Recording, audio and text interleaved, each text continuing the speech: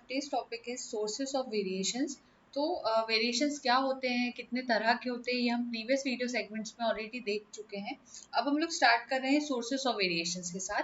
और मेनली ये जो टॉपिक है हमारा modern synthetic theory of evolution topic हमारा अभी ऑनगोइंग है. तो अब स्टार्ट करते हैं. फिनोटाइप अगर किसी भी दो ऑर्गेनिज्म का देखते हैं हम, तो वो आइडेंटिकल नहीं होता due to the interaction between continuous और डिसकंटिन्यूस वेरिएशन एंड एनवायरनमेंट. हम थोड़े पॉइंट्स यहाँ पर डिस्कस एक एक करके चलते हुए जाएंगे देखते हुए. क्या कहा हमने कि अगर दो डिफरेंट ऑर्गेनिजम्स है, ठीक, दो ऑर्गेनिजम्स है, दो डिफरेंट ऑर्गेनिजम्स है, तो दो डिफरेंट ऑर्गेनिजम्स का अगर फिनोटाइप डिफरेंट है या हम कह सकते हैं आइडेंटिकल नहीं है, उसका रीजन क्या हो सकता है?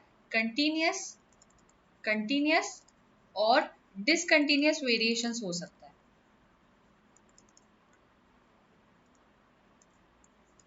फाइन, ये एक चीज हो जाती है. और एनवायरनमेंट की वजह से भी एक और चीज ऐड कर लेना, एनवायरनमेंट भी एक फैक्टर है यहाँ पर जिसकी वजह से ये चीज हो सकती है. उसके बाद क्या होता है, जो ऑर्गेनिजम्स रिप्रोड्यूस करते हैं एसेक्सुअल रिप्रोडक्शन वो रिप्रोडक्शन होता है जिसमें फर्टिलाइजेशन इंक्लूडेड नहीं रहता, हम समझ सकते हैं.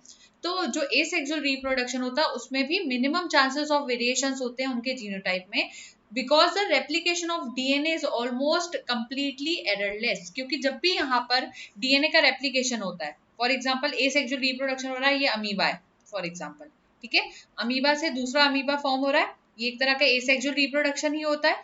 अब इस एसेक्सुअल रिप्रोडक्शन में यहाँ पर जो डीएनए का रेप्लिकेशन हुआ होगा, क्योंकि इस पेरेंट के अंदर भी एक डीएनए होगा जो इसके डॉटर सेल में जाएगा, तो जो डीएनए का रेप्लिकेशन हुआ होगा वो कैसा हुआ होगा? यहाँ पर एररलेस हुआ होगा, कोई एरर नहीं है. जैसा डीएनए पेरेंट में था वैसे ही डीएनए उसके डॉटर सेल में या उसके ऑफस्प्रिंग में आ जाता है. तो यहाँ पर डीएनए का जो रेप्लिकेशन है वो कंप्लीटली एररलेस होता है. कंप्लीटली एररलेस कह रही हूँ मैं यहाँ पर.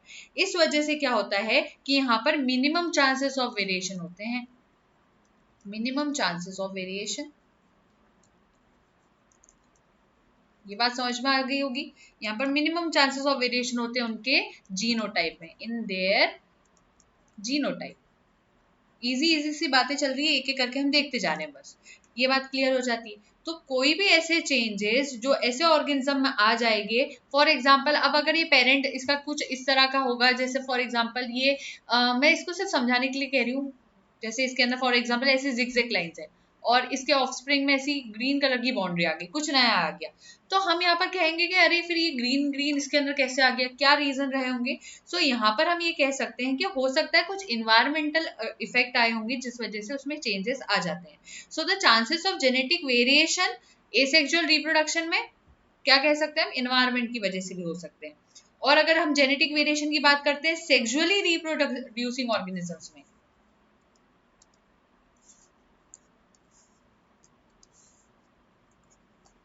सेक्सुअली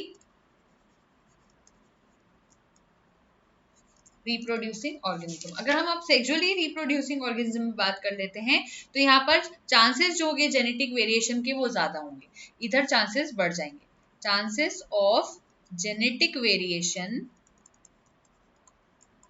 इंक्रीजेस, ये पॉइंट याद रखना. सो दो प्रोसेस ऐसी होंगी of meiotic division and fusion of gametes जो कि फर्टिलाइजेशन के टाइम पर वहां पर चेंजेस ला सकती है. तो आपको वेरिएशन कब आएंगे आप खुद ही सोचिए, एक तो मियोसिस के टाइम पर आ सकते हैं हम ये कह सकते हैं, और दूसरा फर्टिलाइजेशन कह सकते हैं. फर्टिलाइजेशन यही टाइम रहेगा जब उसके अंदर वेरिएशन आने के चांसेस होंगे, समझ सकते होंगे आप इस बात को. So two processes of meiotic division and fusion of gametes during fertilization can produce numerous changes in population. अब इसका ब्रीफ डिस्क्रिप्शन, यही वाला जो सेक्सुअल रिप्रोडक्शन वाला डिस्क्रिप्शन रहेगा वो हम करते हुए यहाँ पर चलेंगे. पहला होता है क्रॉसिंग ओवर. मैं ब्रीफ डिस्कशन कर रही हूँ. अब इसका पहला कौन सा होता है? Crossing over.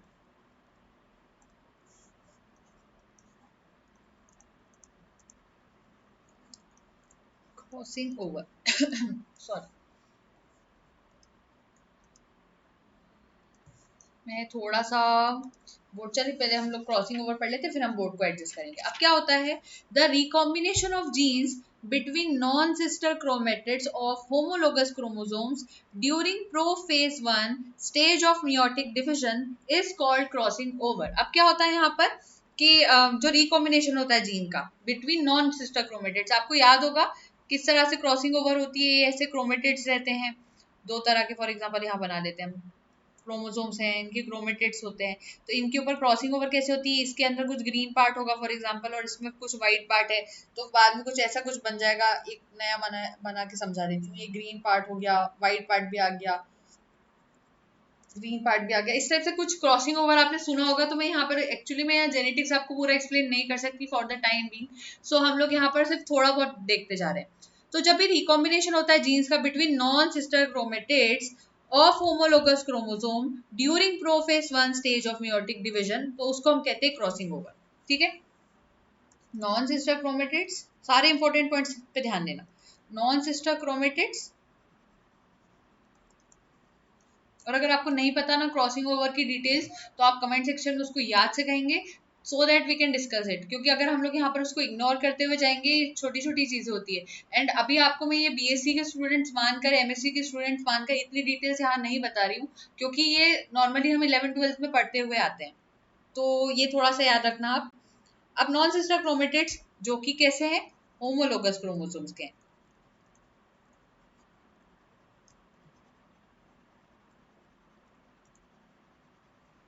ठीक है, नॉन होमोलोगस क्रोमोसोम हो गए, नॉन सिस्टर क्रोमेटिड्स हो गए, प्रोफेज 1 स्टेज की बात कर रहे हैं।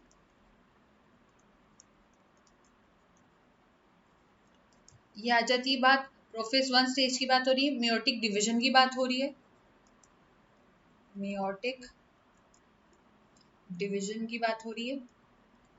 इसको हम क्या कहते हैं, इसी को हम कहते हैं क्रॉसिंग ओवर। तो ये क्रॉसिंग ओवर का डेफिनेशन मैंने आपको बता दिया।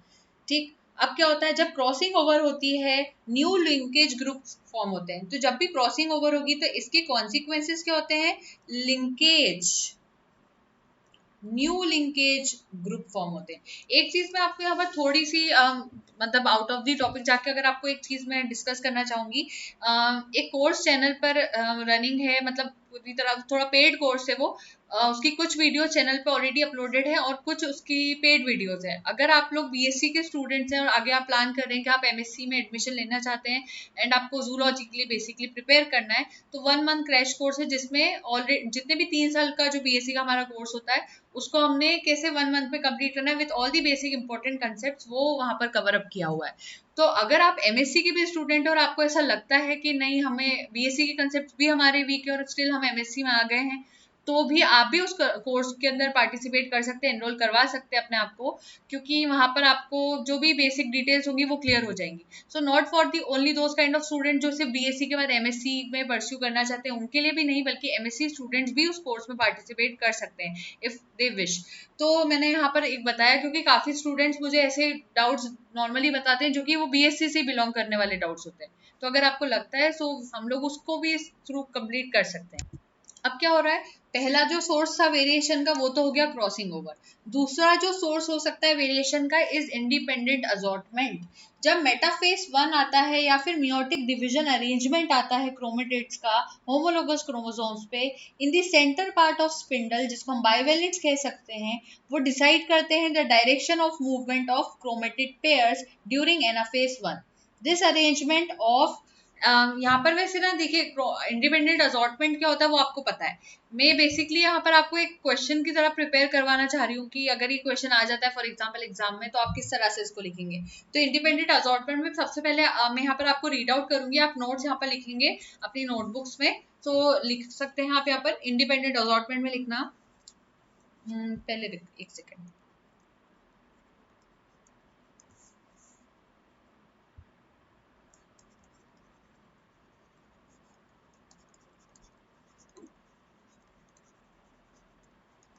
इतना तो पहले आप यहाँ से लिखेंगे मेटाफेज तक। अब लिखना ड्यूरिंग मेटाफेज 1 और meiotic division arrangement of chromatids on homologous chromosomes in the center part of spindle bracket में लिखना bivalents decide the direction of movement of chromatid pairs during anaphase 1. This arrangement of chromatids is random. The arrangement of chromatids once again becomes random during metaphase 2 and decides which chromosome will migrate towards which pole at anaphase 2. This random arrangement and independent assortment of chromosomes occurring afterwards are responsible for various chromosome combinations forming in gametes. ये आपको याद रखना है. Third की बात करते हैं हम यहाँ पर अब random fusion of gametes.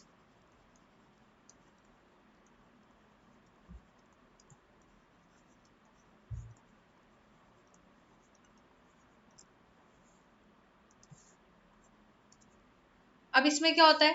One of the main cause of variations occurring during sexual reproduction is random fusion of gametes. This means that any male gamete theoretically is capable of fusing with any female gamete, as a result of which different types of zygote are formed. Theoretically हम ये कह सकते हैं कोई भी male gamete किसी भी organism का फीमेल गैमेट के साथ फ्यूज अगर हो जाता है तो वहां पर ऑफस्प्रिंग या जाइगोट के फॉर्म होने के चांसेस ज्यादा रहते हैं. These sources of genetic variations are the main cause of gene reshuffling. ये वाला जो कॉज है इसकी वजह से जीन रीशफलिंग सबसे ज्यादा देखने को मिलती है. जीन reshuffling, ठीक, which is basis of continuous variation. The different types of phenotypes formed like this are responsible for the interaction of environment. Only fully adapted organisms are capable to sustain their generations. Thus, there is change in alleles and genotype frequencies. Here it is important to note that these sources of variation यानी कि crossing over, independent assortment और random fusion of gametes are not capable of producing any major changes which are necessary for producing new species या evolution. Such major changes are brought only by mutation. अब mutation क्या होता है इसको मैं आगे के वीडियोस में आपको बताऊंगी क्या होता है. नेक्स्ट वीडियो जब भी हमारी रहेगी वो रहेगी जो कि कहना चाहिए जेनेटिक बेसिस ऑफ वेरिएशन के ऊपर, जिसमें हम क्रोमोसोमल एब्रेशन, जीन म्यूटेशन उसी के अंदर हम पढ़ लेंगे. इस टाइप की चीजें रहेगी. सो अभी फिलहाल हम यहाँ पर वीडियो को स्टॉप कर देते हैं. Thank you so much and don't forget to like, share and subscribe. Happy learning.